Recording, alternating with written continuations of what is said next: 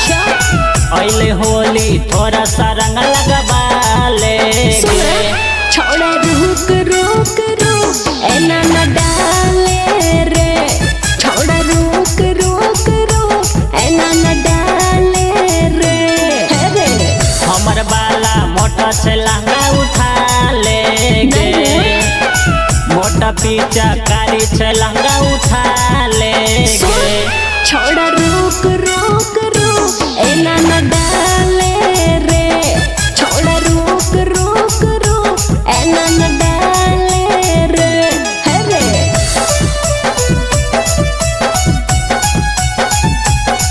छोड़ा रुक रुक रुक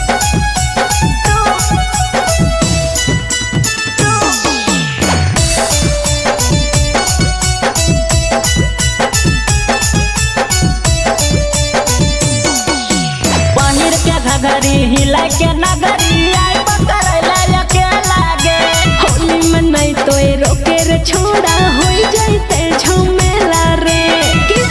चल हाथ सोन पहिर के घघरी हिला के नगरी आई पकड़ला के लागे होली में नहीं तो रोके रे छोड़ा होई जाते झमेला रे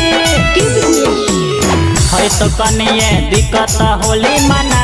लेगे है तो कनिए दिक्कत होली मना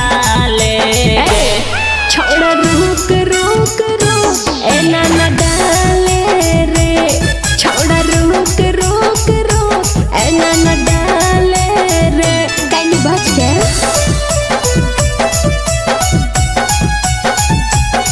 छोड़ा रुक रुक रुक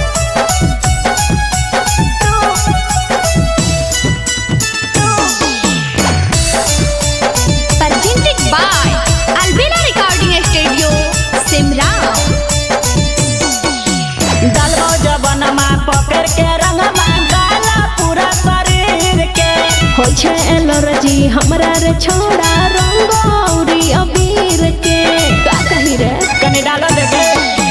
डालो जबनमा पकड़ के रंगमा डाला पूरा शरीर के हो छे एलर्जी हमरा रे छोड़ा रंगौरी अबीर के